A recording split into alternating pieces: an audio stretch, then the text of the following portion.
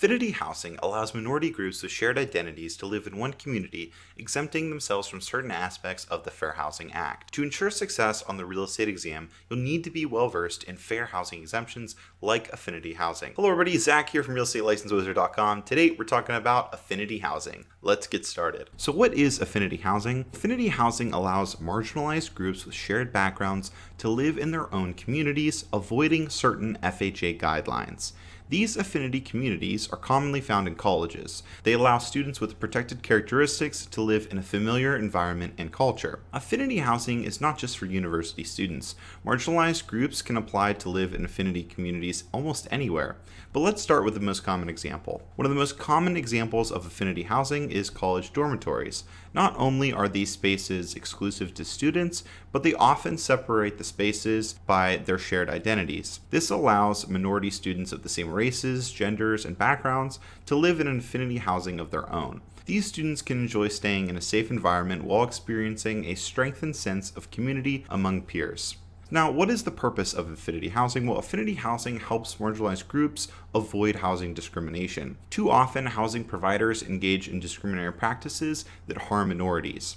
Even when minorities can find housing opportunities, they may experience things like racism in many different communities.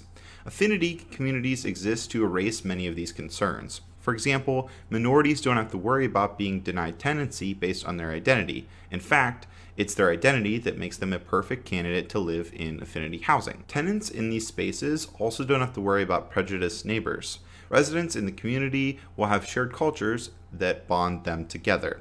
So what are the different types of affinity communities? There are many different communities, all based on different protected classes. Let's take a look. So one, there's Black affinity housing. At many colleges, Black students can live in affinity groups on campus.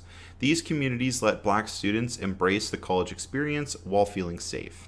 Affinity housing also helps students on campus foster friendships with peers from similar backgrounds. Students interested in living in affinity housing should check with campus resources for options like that. Generally speaking, when you think of affinity housing, you should probably think of same-sex housing options. College dormitories do this all the time. This gives students living on campus the choice to live among peers of the same sex and gender identities.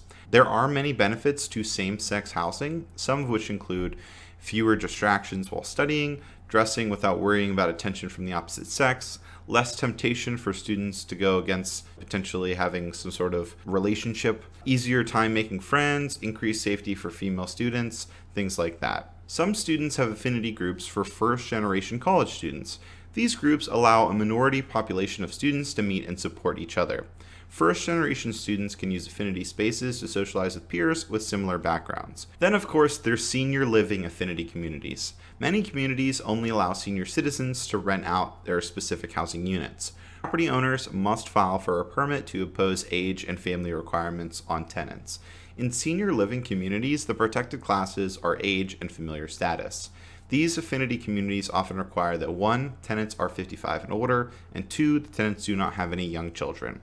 Senior communities give tenants a safe and quiet living space, plus the opportunity to make friends in the same age demographic. Then, of course, there's religious affinity housing. Religious minorities can also live in affinity communities among residents with shared beliefs. These communities are non-commercial, which means they do not make profit. Examples of a religious affinity housing would be a convent for maybe like Catholic nuns, or maybe a monastery for Buddhist monks. These living spaces are generally funded by donations from their respective faiths. And then, of course, there's private club housing. So some private clubs offer exclusive housing as an amenity for their members. These units may be timeshares, lodges, or hotels that club members can rent out. The First Amendment covers all private clubs, so owners can be picky about who has access to housing amenities. So you might be wondering, how is affinity housing different from segregation? The most crucial difference is that affinity housing is optional.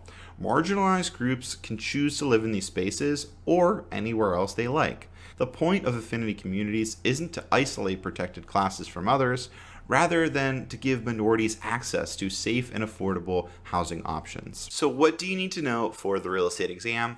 Well, affinity housing allows marginalized groups with shared backgrounds to live in their own communities, avoiding certain aspects of the FHA. These affinity communities are commonly found in colleges, senior living facilities, and more. This term is a must know for your real estate exam, so do not forget it. For more videos like this, click here and click here to subscribe. Thank you guys so much for watching. Until next time, see ya. Bye-bye.